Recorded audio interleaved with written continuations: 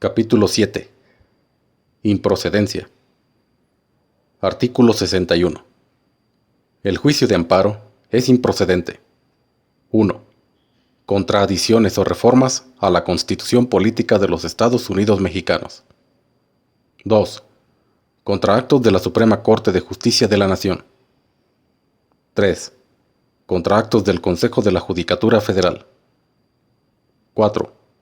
Contra resoluciones dictadas por el Tribunal Electoral del Poder Judicial de la Federación. 5. Contra actos del Congreso de la Unión, su comisión permanente, o cualquiera de sus cámaras en procedimiento de colaboración con los otros poderes que objeten o no ratifiquen nombramientos o designaciones para ocupar cargos, empleos o comisiones en entidades o dependencias de la Administración Pública Federal, centralizada o descentralizada, órganos dotados de autonomía constitucional u órganos jurisdiccionales de cualquier naturaleza. 6. Contra resoluciones de los tribunales colegiados de circuito. 7. Contra las resoluciones o declaraciones del Congreso Federal o de las cámaras que lo constituyen, de las legislaturas de los estados o de sus respectivas comisiones o diputaciones permanentes, en declaración de procedencia y en juicio político, así como en elección, suspensión o remoción de funcionarios, en los casos en que las constituciones correspondientes les confieran la facultad de resolver soberana o discrecionalmente. 8. Contra normas generales respecto de las cuales la Suprema Corte de Justicia de la Nación haya emitido una declaratoria general de inconstitucionalidad en términos de lo dispuesto por el capítulo 6 del título 4 de esta ley, o en términos de lo dispuesto por la ley reglamentaria de las fracciones 1 y 2 del artículo 105 de la Constitución Política de los Estados Unidos Mexicanos. 9. Contra resoluciones dictadas en los juicios de amparo o en ejecución de las mismas. 10. Contra normas generales o actos que sean materia de otro juicio de amparo pendiente de resolución promovido por el mismo quejoso, contra las mismas autoridades y por el propio acto reclamado, aunque las violaciones constitucionales sean diversas, salvo que se trate de normas generales impugnadas con motivo de actos de aplicación distintos. En este último caso, solamente se actualizará esta causal cuando se dicte sentencia firme en alguno de los juicios, en la que se analice la constitucionalidad de las normas generales. Si se declara la constitucionalidad de la norma general, esta causal no se actualiza respecto de los actos de aplicación, si fueron impugnados por vicios propios. 11. Contra normas generales o actos que hayan sido materia de una ejecutoria en otro juicio de amparo, en los términos de la fracción anterior. 12. Contra actos que no afecten los intereses jurídicos o legítimos del quejoso, en los términos establecidos en la fracción 1 del artículo 5 de la presente ley, y contra normas generales que requieran de un acto de aplicación posterior al inicio de su vigencia. 13. Contra actos consentidos expresamente o por manifestaciones de voluntad que entrañen ese consentimiento. 14. Contra normas generales o actos consentidos tácitamente, entendiéndose por tales aquellos contra los que no se promueva el juicio de amparo dentro de los plazos previstos.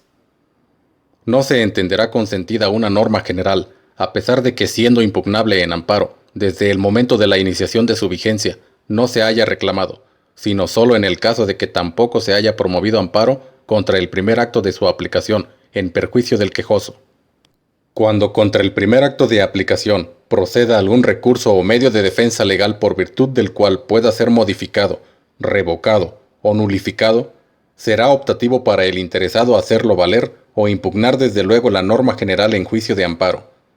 En el primer caso, solo se entenderá consentida la norma general si no se promueve contra ella el amparo dentro del plazo legal contado a partir del día siguiente de aquel en que surta sus efectos la notificación de la resolución recaída al recurso o medio de defensa. Si no existieran medios de defensa ordinarios en contra de dicha resolución, o de la última resolución recaída al medio de defensa ordinario previsto en ley contra la resolución del recurso, aun cuando para fundarlo se hayan aducido exclusivamente motivos de ilegalidad. Si en contra de dicha resolución procede amparo directo, deberá estarse a lo dispuesto en el capítulo respectivo a ese procedimiento. 15. Contra las resoluciones o declaraciones de las autoridades competentes en materia electoral. 16. Contra actos consumados de modo irreparable. 17.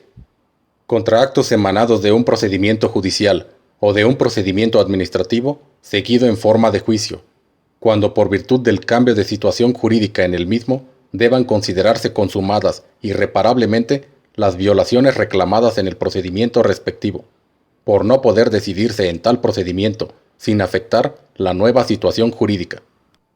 Cuando en amparo indirecto se reclamen violaciones a los artículos 19 o 20 de la Constitución Política de los Estados Unidos Mexicanos, solamente la sentencia de primera instancia hará que se consideren irreparablemente consumadas las violaciones para los efectos de la improcedencia prevista en este precepto.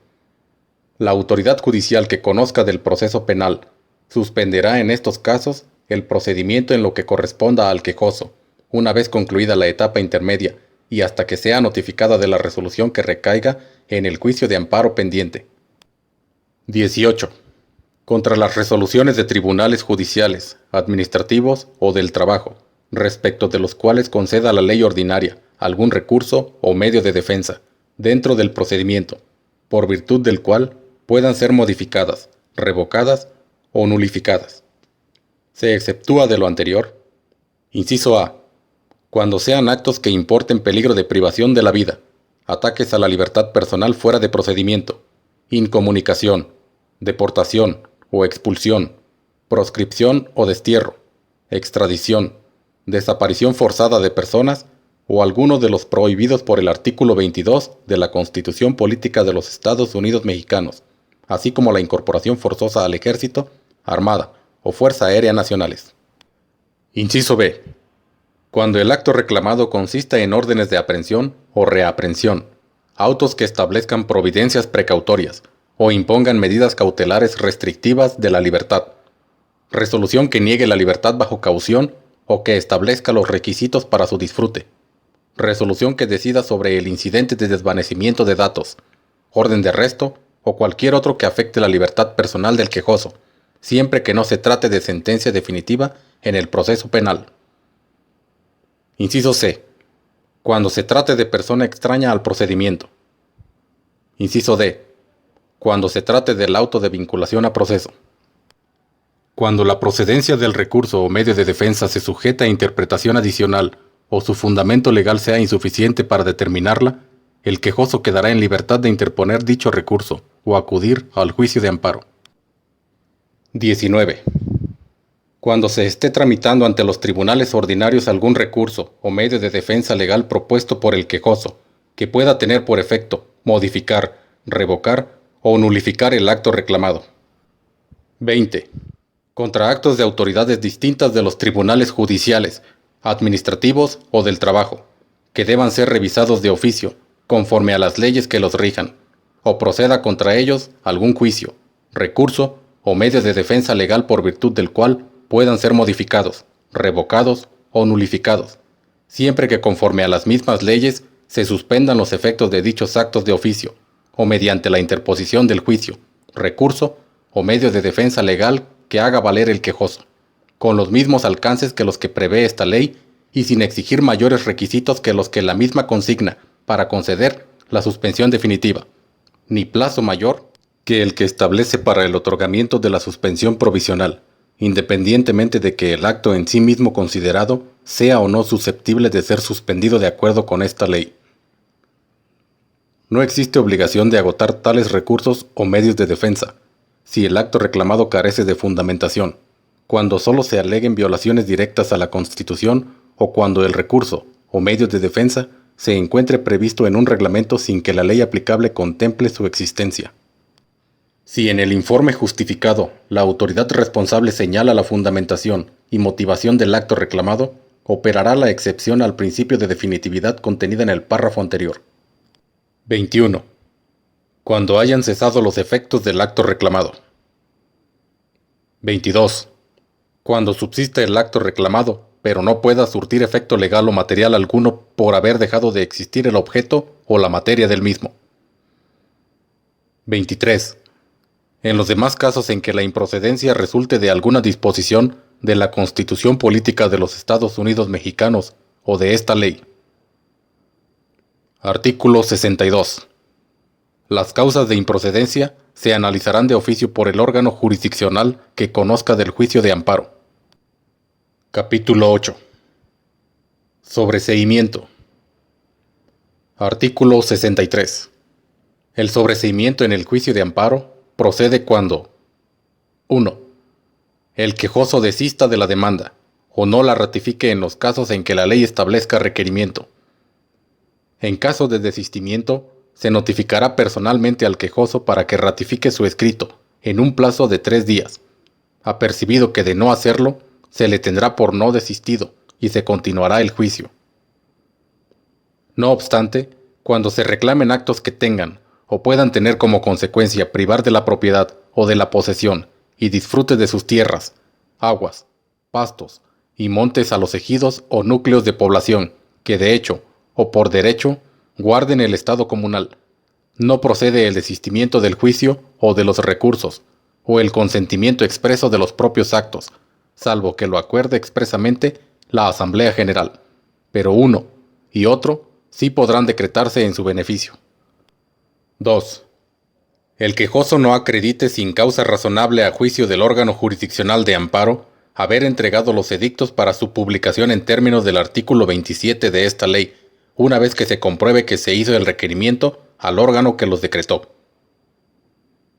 3. El quejoso muera durante el juicio, si el acto reclamado solo afecta a su persona. 4. De las constancias de autos apareciere claramente demostrado que no existe el acto reclamado, o cuando no se probare su existencia en la audiencia constitucional. 5. Durante el juicio se advierta o sobrevenga alguna de las causales de improcedencia a que se refiere el capítulo anterior. Artículo 64. Cuando las partes tengan conocimiento de alguna causa de sobreseimiento, la comunicarán de inmediato al órgano jurisdiccional de amparo, y de ser posible, acompañarán las constancias que la acrediten. Cuando un órgano jurisdiccional de amparo advierta de oficio una causal de improcedencia no alegada por alguna de las partes, ni analizada por un órgano jurisdiccional inferior, dará vista al quejoso para que en el plazo de 3 días manifieste lo que a su derecho convenga. Artículo 65.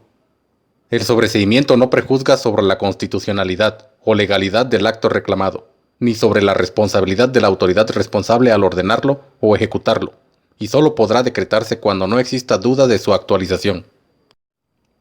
Capítulo 9. Incidentes. Artículo 66.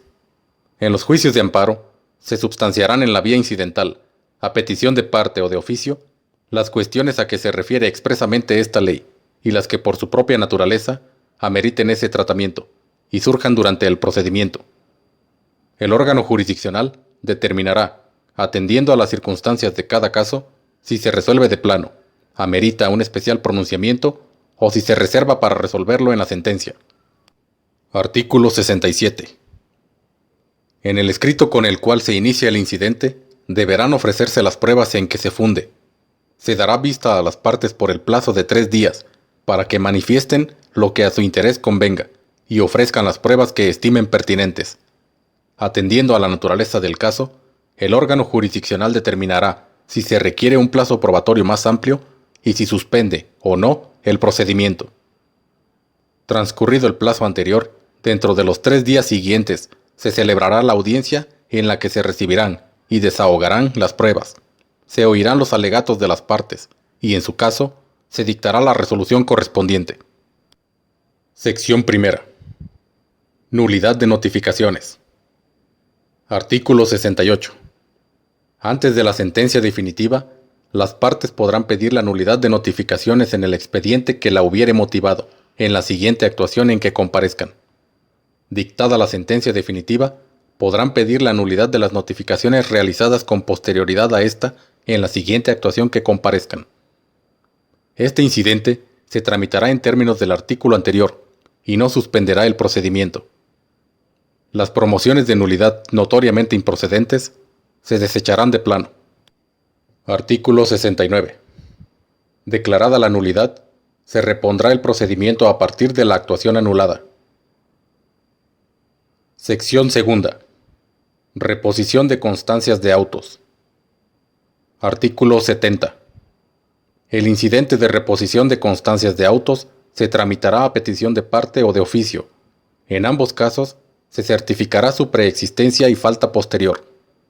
Este incidente no será procedente si el expediente electrónico a que hace referencia el artículo 3 de esta ley permanece sin alteración alguna, siendo únicamente necesario, en tal caso, que el órgano jurisdiccional realice la copia impresa y certificada de dicho expediente digital.